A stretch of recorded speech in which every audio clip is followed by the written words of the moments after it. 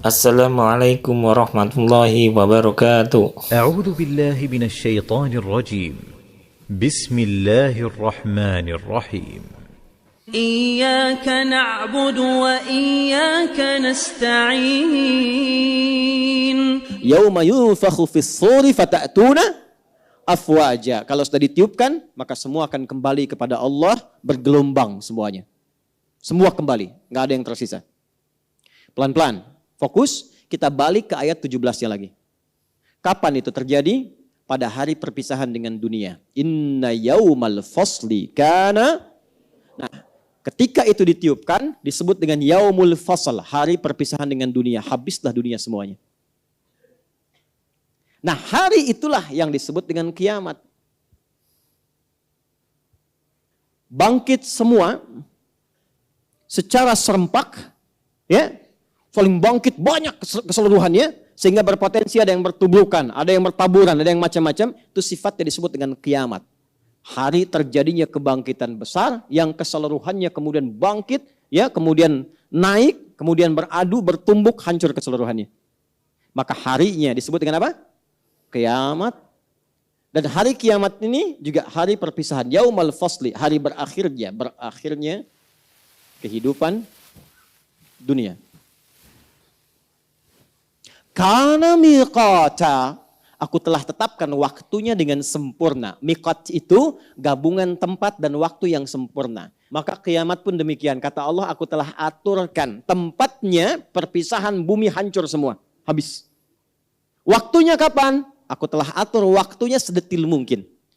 Jelas? Nah, detil waktu yang sedetil mungkin mencakup detiknya, menitnya, jamnya, sampai harinya, sampai momentumnya. Dalam bahasa Arab disebut dengan sa'ah namanya. Sa'atun as-sa'ah. Agak fokus ya, agak fokus betul. Karena itu jam dalam bahasa Arab disebut sa'ah. Karena di jam itu kan ada presisi tinggi menunjuk kepada bukan hanya jam, menit, tapi juga apa? Detiknya gitu ya. Nah, waktu yang sangat spesifik, presisinya, akurasinya begitu tinggi dalam bahasa Arab disebut dengan sa'ah. Karena itu, kalau bertanya kapan kiamat terjadi, kapan tepatnya, kapan waktunya, maka dijawab oleh Al-Quran, miqata itu dengan bahasa yang jelas menggunakan kata sa'ah. Buka Quran surah 31 ayat 34. Setelah ini kita harapkan tidak ada lagi yang menyimpulkan kiamat terjadi kapan, tanggal sekian, bulan sekian, dan seterusnya. Quran surah 31 Luqman ayat 34. Pelan-pelan. Innallaha indahu ilmus sa'ah. Masih ingat ayatnya dibuka dengan kata apa itu? Inna kan? Sudah saya terangkan tadi ya. Tanamkan pada jiwamu dengan kuat, jangan ragu. Hanya milik Allah lah pengetahuan tentang detil terjadinya kiamat. Jadi sa'ah disebutkan di ayat itu menunjukkan kesan bahwa waktu spesifik, detilnya kapan terjadi kiamat itu hanya diketahui oleh Allah saja. Jelas? Ilmuha indallah. Ya, ilmunya, pengetahuannya hanya milik Allah. Wa ma yudrika la'alla as-sa'ata takunu qariba. Oke? Pelan-pelan. Yang pertama yang Allah ingin sampaikan bahwa ada hak prerogatif Allah yang tidak diturunkan kepada makhluk manapun pengetahuannya. Jelas? Yang pertama kali tentang kiamat. Karena itu, awas, hati-hati ya. Ini kita bahas dengan iman. Kalau ada yang bergeser dari sini berarti lemah imannya. Karena itu, kalau Anda mendengar keterangan kiamat terjadi tanggal sekian, bulan sekian, tahun sekian, langsung kita tepis. Jelas?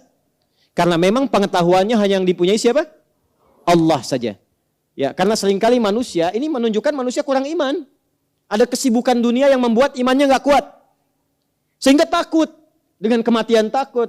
Hati-hati, kalau seseorang sudah takut mati, takut meninggal, itu kata Nabi dia terkontaminasi oleh penyakit hubbud dunia. Terpaut tinggi hatinya dengan dunia, padahal akan ditinggalkan. Kira-kira Rasul yang paling dicintai siapa? Nabi Muhammad SAW. Malaikat yang paling dekat dengan Allah siapa? Nah, ya ini kita ambil level malaikat dulu, Jibril. Jibril itu kan penyampai wahyu. Kira-kira Jibril tahu nggak kapan waktunya kiamat? Tahu dari mana? Begitu harus pede, kan ayatnya inna, kan? Innallaha indahu ilmus. Allah udah tegaskan, Jibril aja nggak tahu, masa kamu yang bukan malaikat tahu? Jibril aja nggak tahu. Jadi kalau ada yang mengatakan hati-hati kiamat terjadi tanggal sekian, Jibril aja nggak tahu, apalagi ente. Gitu. Ya, Nabi Muhammad tahu tidak? Tahu tidak? Kan pernah Isra Mi'raj beliau. Kan pernah menghadap Allah, masa nggak tahu? Tahu nggak? Tidak. Nabi Muhammad, Nabi paling mulia, dekat dengan Allah, takwanya tinggi, karena khuluquhul Quran. Surganya turun jaminan sebelum wafatnya, tetap nggak tahu kiamat. Anda wajah sudah nggak jelas. Surga belum terjamin. Pujian nggak datang dari Quran mengatakan kiamat akan terjadi tahun sekian. Cie, siapa Anda? Nah, yang menarik begini, ada dialog antara yang paling dekat dengan Allah dalam kalangan malaikat dan kalangan Nabi, Jibril dan Nabi Muhammad. Dialognya disebutkan dalam kitab Sahih Muslim. Ini, hadis nomor 8. Ya kan? Halaman 36 sampai 37 di Kitabul Iman, kitab pertama nomor hadis yang ke-8. Yang meriwayatkan orang paling dekat, satu infonya, mertua Nabi, sahabat Nabi, Abu Hafs, ya Amirul Mukminin Umar bin Khattab radhiyallahu taala anhu.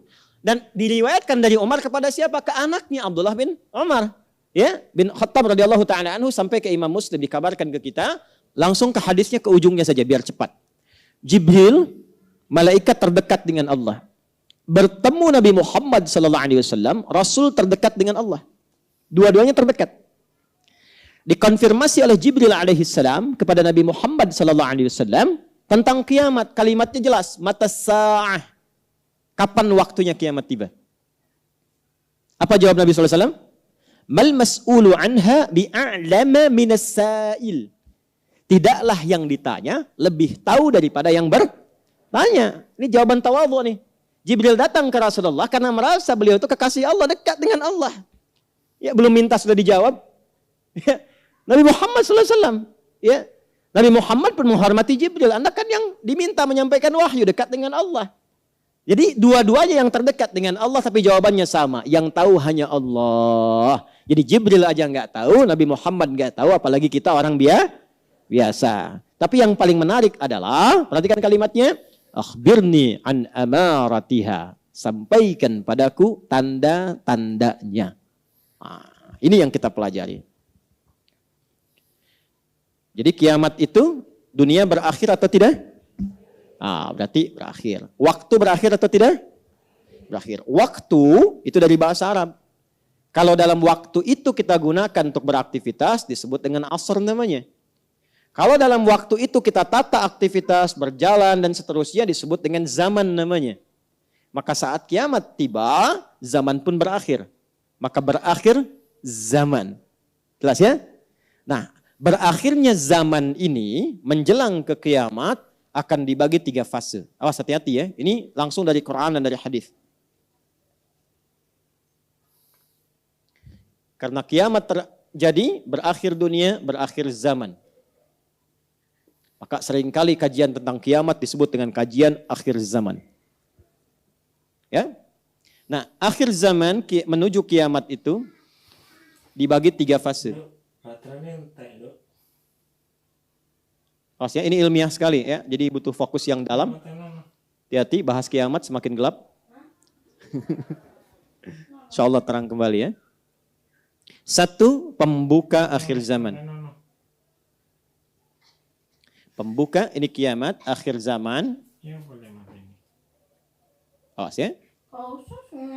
Yang pertama adalah pembuka akhir zaman. Awal, yang mengawali kehidupan di akhir zaman. Jelas? Di bagian akhirnya nih, dari episode kehidupan sejak Adam alaihissalam turun sampai berakhir terjadi kiamat, ini pembukanya ada di fase ini. Paham ya? Jadi ketika ada tandanya, berarti kita sudah memasuki di akhir zaman. Jelas? Ini pertengahan gerbangnya. Ini puncaknya. Dan setiap nanti fase ini dilalui, ada tanda dan peristiwa-peristiwa yang mengiringi. Ya? Supaya kita bisa tahu kita berada di fase yang mana dan apa yang kita siapkan. Ya, karena itu, karena pengetahuan tentang kiamat milik Allah, nggak usah cari itu karena yang punya sudah ada. Jelas ya? Jangan terlalu menyibukkan diri tentang waktunya, kapan kejadiannya, gimana begini, ya tempatnya seperti apa, detailnya bagaimana, nggak usah ditanya waktunya. Karena informasi kiamat dihadirkan bukan untuk dicari waktunya kapan, tapi persiapan kita menuju itu apa? Paham? Baik. Fokus. Pembuka diawali dengan diutusnya Rasulullah Sallallahu Alaihi Wasallam. Ya. Rasulullah Sallallahu Alaihi Wasallam. Sudah? Karena itu gelarnya Khataman Nabiyyin, penutup para nabi. Ingat, ada anbiya, ada nabiyyin, berbeda. Kalau anbiya, beberapa nabi, bukan semua nabi. Makanya ada surah ke-21, surah Al-An, dikisahkan beberapa nabi, tidak semua nabi. Tapi kalau sudah nabiyyin, semua nabi yang pernah bertugas di bumi. Gelar beliau Khataman Nabiyyin. Kembali ke sini. Karena itulah ketika Nabi Muhammad SAW diutus, Allah langsung menurunkan pernyataan di satu ayat. Berkorelasi dengan mukjizat beliau sebagai tanda bahwa beliau adalah pembuka dari akhir kehidupan, akhir zaman. Apa ayatnya? Turun Quran surah ke-54 ayat 1. Iqtarabatis sa'atu wansyaqqal qamar. Iqtarabatis sa'ah, kiamat mulai mendekat. Artinya akhir kehidupan sudah dimulai dibuka. Ditandai dengan apa? Diutusnya Rasulullah SAW. Di antara pembuktiannya beliau diberikan mukjizat membelah bulan. Kan?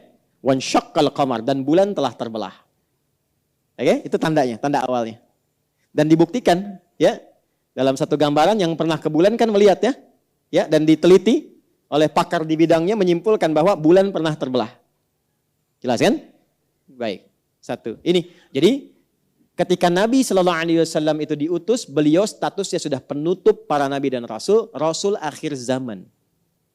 Rasul akhir zaman. Di fase pembuka. Dah pelan-pelan. Nah, yang meneruskan risalah beliau, para ulama meneruskan risalah beliau, ya kan? Maka disebut ulama akhir zaman, ustadz akhir zaman, ya kan? Karena menyampaikan risalah ke penghujung akhir masa kehidupan.